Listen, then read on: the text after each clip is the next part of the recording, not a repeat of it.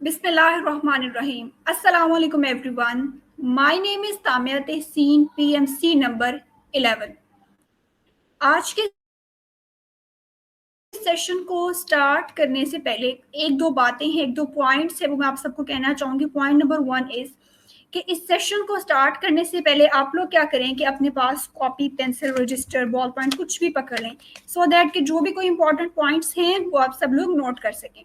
Point number 2 is कि आपके जो भी कोई क्वेश्चंस होंगे जो आप पूछना चाहते हैं वो इस वीडियो के कमेंट सेक्शन में आप पूछ सकते हैं, and will try to answer those questions as soon as possible. Okay, आज के टॉपिक की तरफ आते हैं कि आज का टॉपिक, हम लोग किस टॉपिक की बात करने वाले हैं. तो व्यूअर्स, अगर कोई शख्स ये कहे कि अगर मिज़ान के एक पलड़े में मैं एक खूबी रखूं और मिज़ान के दूसरे पलड़े में मैं कोई दूसरी खूबी रखूं या बल्कि 100 खूबियां रखूं, तो ऐसा हो सकता है कि वो जो एक खूबी का पलड़ा है वो भारी हो. तो पहली बात तो ये कि आप लोग मुझे बताएं, आप लोगों को क्या लगता है कि वो कौन सी ऐसी खूबी है जो एक खूबी है और वो 100 पर भारी है, या आपके नज़र में वो कौन सी ऐसी खूबी हो सकती है. तो अगर मैं अपनी बात का जवाब दूं तो वो एक खूबी है आला ज़र्फ़ी. जी हाँ नाज़रीन, आला ज़र्फ़ी एक ऐसी खूबी है जो 100 खूबियों पर भारी है. अपने टॉपिक को मज़ीद आगे बढ़ाने से पहले ये ज़रूरी है कि हम लोग समझ लें कि ज़र्फ़ की डेफिनेशन क्या है. आप में से 90 to 80% लोग ऐसे होंगे जो क्लास केजी, क्लास 1-2 में इस वर्ड को, इस लफ्ज़ को सुनकर आए हैं, पढ़ के आए हैं, लेकिन तब हमें इसकी एग्जैक्ट डेफिनेशन का नहीं पता था. और वो जो डेफिनेशन हम पढ़ के आए हैं वो ये है ज़ोए ज़रूफ, और उसके आगे जो है वो एक बर्तन बने होते थे. हम लोगों को तब तो नहीं पता था कि क्या है. तो जो ज़र्फ़ है वो ज़रूफ से ही निकला है. जो ज़र्फ़ है वो ज़रूफ का वाहिद है और इसका मतलब होता है बर्तन या प्याला. नाज़रीन, जब हम अल्लाह से कुछ भी मांगते हैं, हम रिस्क मांगते हैं, पैसा मांगते हैं, इज्जत मांगते हैं, दौलत मांगते हैं, शोहरत मांगते हैं, लेकिन आप लोग मुझे बताएं कि आप में से कभी किसी ने अल्लाह से ज़र्फ मांगा है किसी ने? तो आई थिंक सो कि हम अल्लाह से ज़र्फ नहीं मांगते. अब सिर्फ मांगना अल्लाह से क्यों ज़रूरी है? अब देखिए, अगर मुझे कोई शख्स है वो मुझे कुछ दे रहा है, लेकिन उस चीज़ को कैरी करने के लिए मेरे पास बर्तन ही नहीं है, तो क्या होगा? वो चीज़ गिर जाएगी, वो चीज़ ज़ाया हो जाएगी. ठीक है, तो आप लोगों ने क्या करना है कि आज से अपनी दुआओं में ये दुआ शामिल कर लें कि जब भी दुआ मांगे तो कहें अल्लाह मेरे ज़र्फ़ में कुशादगी दे, या इलाही मुझे आला ज़र्फ़ अता फरमा. तो फिर आप देखेंगे ऑटोमेटिकली आपके पास इज्जत भी है, दौलत भी आ जाएगी, इल्म भी आ जाएगा आपके पास, आपकी शोहरत में भी इजाफा हो जाएगा. होप सो कि यहाँ तक आप सबको ज़र्फ़ की डेफिनेशन समझ आ गई होगी. अब अगर मैं बात करूँ हज़रत मोहम्मद सल्लल्लाहु अलैहि वसल्लम की ज़िंदगी पर, तो आप सल्लल्लाहु अलैहि वसल्लम की हस्ती के बारे में एक शायर ने क्या खूब शेर कहा है कि दमे ईसा यदे बैज़ा से आगे है मकाम उनका, दमे ईसा यदे बैज़ा से आगे है मकाम उनका, कलाम अल्लाह की तफसीर है, गोया है कलाम उनका. हयाते जाविदा देता है दुनिया को पयाम उनका, खुदा ही जानता है किस कदर प्यारा है नाम उनका. सो नाज़रीन, अब आप सल्लल्लाहु अलैहि वसल्लम की ज़िंदगी में एक वाक़या हमें मिलता है फ़तह मक्का का. मुझे उम्मीद है कि आप सबको उस वाक़ये का बहुत अच्छे तरीके से पता होगा. आपसे बहुत शॉर्टली मैं इसको डिस्क्राइब करूँगी. आप सल्लल्लाहु अलैहि वसल्लम को जब मक्का से निकाल दिया गया और आप सल्लल्लाहु अलैहि वसल्लम ने वापस आकर जब मक्का को फ़तह किया, तो जो अहले मक्का थे वो डर रहे थे, वो खौफ से काँप रहे थे कि पता नहीं आप सल्लल्लाहु अलैहि वसल्लम अब हमारे साथ क्या सलूक करेंगे, क्या रवैया करेंगे. लेकिन आप सल्लल्लाहु अलैहि वसल्लम ने आला ज़र्फ़ी की ऐसी सुनहरी मिसाल कायम की है जो आज भी तारीख के दरीचों में सुनहरी हरूफ से दर्ज है. आप सल्लल्लाहु अलैहि वसल्लम ने उनको मुखातिब किया अहले मक्का को और फरमाया, आज के दिन तुम पर कोई मलामत नहीं. मतलब कि आज के दिन तुम आज़ाद हो, आज के दिन तुम पर कोई रिस्ट्रिक्शन नहीं है, कोई पाबंदी नहीं है, कोई सज़ा नहीं है. तो हमने यहाँ से क्या सीखा कि आला ज़र्फ़ लोगों की का वस्फ़ होता है कि वो माफ़ करना जानते हैं. वो लोगों के मनफी रवैयों पे, लोगों की कड़वी बातों को मीठे जाम की तरह अपने अंदर उतार लेते हैं और मुस्कुरा कर वहाँ से गुजर जाते हैं.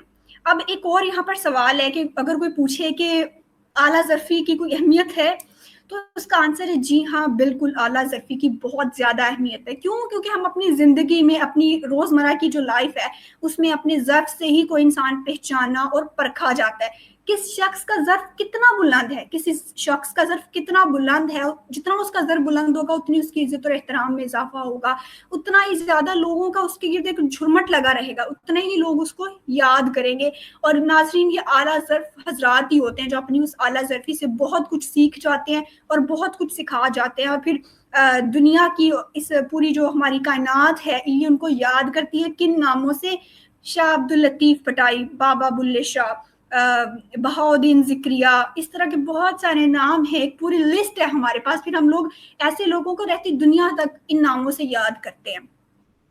अब मुझे लगता है ये जो पॉइंट मेरे माइंड में भी है वो आप लोग सबके माइंड में भी होगा कि यहाँ पे जो हमारी यूथ बैठी है जो इस वीडियो को देख रहे हैं वो ये सोच रहे होंगे कि क्या हम ही क्यों आला ज़रफ़ी का मुज़ाहिरा करें या हमारे लिए आला ज़रफ़ी क्यों ज़रूरी है। तो देखें, एक सवाल का मुझे जवाब दें कि आप लोग चाहते हैं कि हर कोई आपकी इज्जत करे? क्या आप चाहते हैं कि आप जिस महफिल में मौजूद हों लोगों का दिल करे कि वो आपके पास आए, लोगों का दिल चाहे कि वो आपसे बात करें? क्या आप चाहते हैं कि जब आप इस दुनिया से रुखसत हो जाएं तो दुनिया आपको अच्छे अल्फाज में याद रखे? हमारे जो मेंटोर हैं सर सैयद सिबगतुल्लाह साहब, उन्होंने भी सक्सेस की डेफिनेशन को एक्सप्लेन किया था कि सक्सेस वो है कि आपके जाने के बाद लोग आपको याद रखें। तो अगर आप चाहते हैं कि आपके जाने के बाद आपको याद रखा जाए, तो मेरी बात की लिख लें एक की पॉइंट के तौर पर, आला ज़रफ़ी एक ऐसा पॉइंट है कि जिसकी बिना पर लोग आपको याद रखते हैं। आपको पता नहीं होता लेकिन इनडायरेक्टली लोग आपसे इंप्रेस हो रहे होते हैं। और अगर आप चाहते हैं कि आपका आप कहीं पॉलिटिक्स में जाना चाहते हैं, कोई सोशल वर्क करना चाहते हैं, कोई एनजीओ चलाना चाहते हैं, तो अपने सोशल वर्क को, अपना जो सोशल सर्कल है उसको इंक्रीज करें। जो आपके लोगों का उठना बैठना मिलना जुलना, अपनी कंपनी को पॉजिटिव सेंस में थोड़ा इंक्रीज करें। इस बात को मैं लास्ट पे एक शेर से अगर डिस्क्राइब करूं तो वो शेर है कि वो अदाए दिलबरी हो के नवाए आशिकाना, वो अदाए दिलबरी हो के नवाए आशिकाना, जो दिलों को फतह कर ले वही फातह ज़माना। तो आप लोगों ने नाज़रीन दिलों को फतह करना है, क्योंकि जो दिलों को फतह कर लेता है वही फातह ज़माना भी कहलाता है। अब यहाँ पर एक एग्जांपल मेरे माइंड में आ रही है कि हम सबको पता है महमूद गजनवी का नाम हम सब ने सुना है। बहुत शॉर्टली मैं एक किस्सा डिस्क्राइब करूंगी क्योंकि टाइम वैसे भी कम है। महमूद गजनवी जो थे उनका एक किस्सा है, वो ये कि वो दरबार में बैठे हुए थे, उन्होंने कहा कि मैं हजरत खिज़र अलैहिस्सलाम से मिलना चाहता हूँ। तो एक शख्स आया और कहने लगा मैं आपकी मुलाकात तो करवा देता हूँ लेकिन उसके लिए मुझे चिल्ला काटना पड़ेगा, और जब तक मैं चिल्ला काटूंगा तब तक आपने मेरे घर वालों की नानो नफका की जिम्मेदारी उठानी है। वो शख्स चला गया, 3 साल बाद वापस आया और आके कहने लगा हजरत मुझे माफ कर दें, मैंने झूठ बोला था, मेरे अंदर इतनी सकत नहीं थी, मेरे अंदर इतनी पावर नहीं थी कि मैं अपने घर वालों का नानो नफका चला सकता, इसलिए मैंने ये झूठ बोला था। तो महमूद गजनवी ने अपने दरबारियों से पूछा कि बताओ इस शख्स को क्या सजा दी जाए। तो एक शख्स उठा कहने लगा कि इसको चिड़ियों के साथ कत्ल कर दिया जाए, मार दिया जाए। दूसरा उठा कहने लगा कि इसको जिस तरह धोबी घाट के कपड़ों को पटका जाता है बिल्कुल वैसे ही इसको भी दीवारों में पटक पटक के मार दिया जाए। तीसरा शख्स उठा जो कि उनका अपना वजीर था, अयाज, हम सब उनको जानते हैं, अयाज उनका नेम था। वो कहने लगे कि हजरत इसको माफ कर दिया जाए। तो महमूद गजनवी ने तीनों जवाबों पर कहा कि हाँ तुम तीनों ठीक कह रहे हो। तो लोगों ने बड़ी हैरानी का इजहार किया, लोगों ने कहा ऐसा कैसे हो सकता है कि तीनों जो जवाब है वो कैसे दुरुस्त हो सकते हैं। तो महमूद गजनवी ने बड़ा शानदार जवाब दिया। उन्होंने कहा कि पहला जो था वो कसाई था, उसने बात की है अपने ज़र्फ के मुताबिक। जो दूसरा इंसान था वो था धोबी, उसने बात की अपने ज़र्फ के मुताबिक। और जो तीसरा शख्स है वो एक सैयदजादा है, उसने बात की है अपने ज़र्फ के मुताबिक।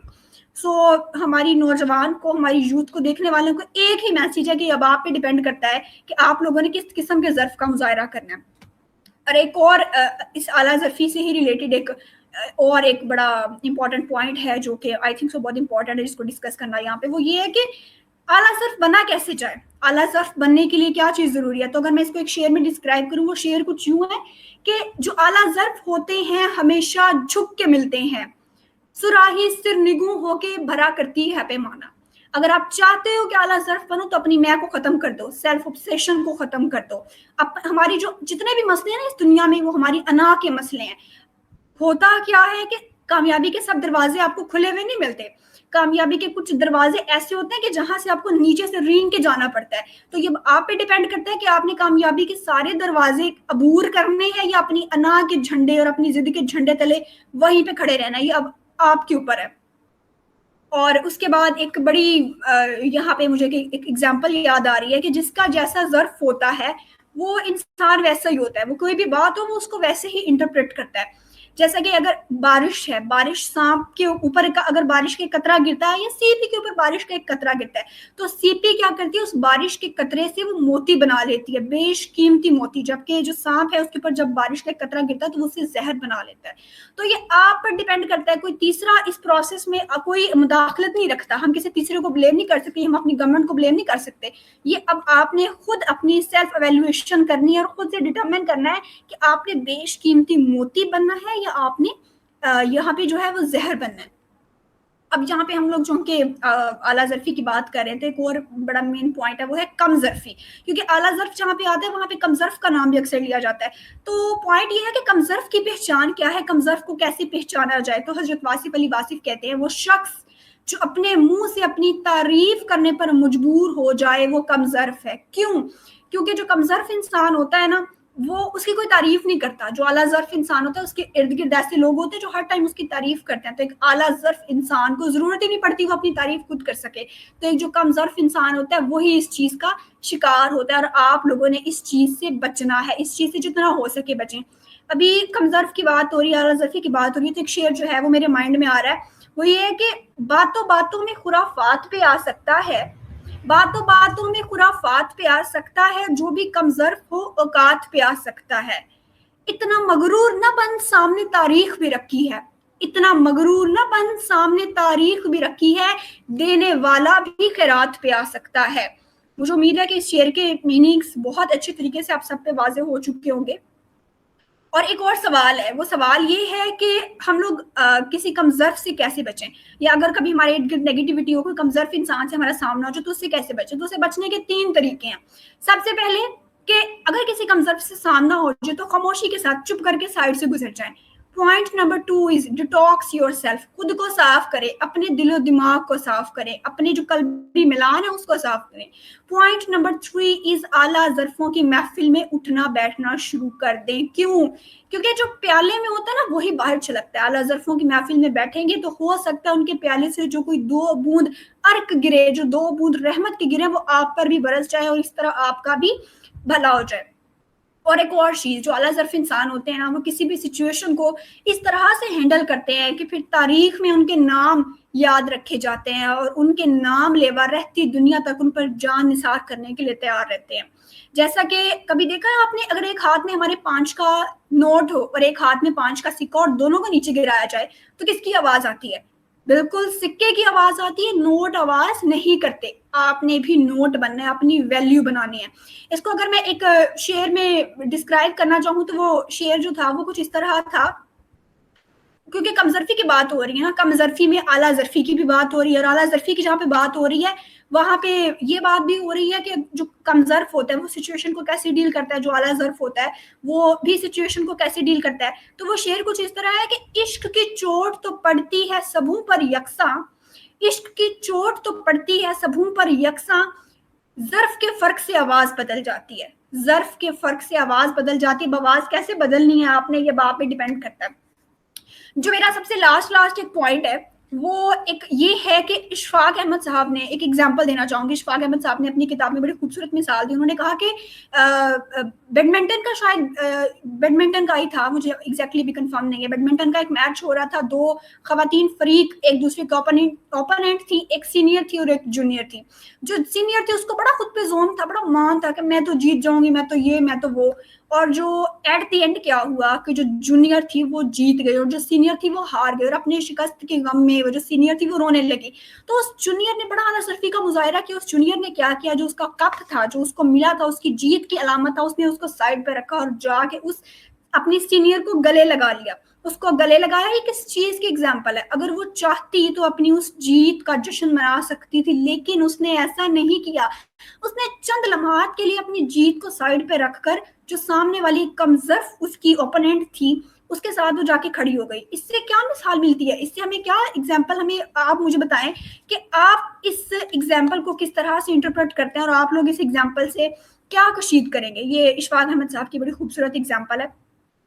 لاسٹ پہ میں صرف ایک آدھا کوئی پوائنٹ ہے وہ کہنا چاہوں گی کہ آپ دعا کیا کریں اللہ تعالیٰ سے، اللہ تعالیٰ سے مانگا کریں، اللہ تعالیٰ سے مدد مانگا کریں کہ اللہ تعالیٰ ہماری مدد فرمائے، اور اعلیٰ ظرفوں کی خدمت میں رہا کریں، اعلیٰ ظرفوں کی محفل میں بیٹھا کریں. کیونکہ جو اعلیٰ ظرف حضرات ہوتے ہیں نا، یہی وہ لوگ ہوتے ہیں جو ہماری انگلی پکڑ کر ہمیں ہماری منزل مقصود تک پہنچا دیتے ہیں اور ہمیں پتہ بھی نہیں چلتا.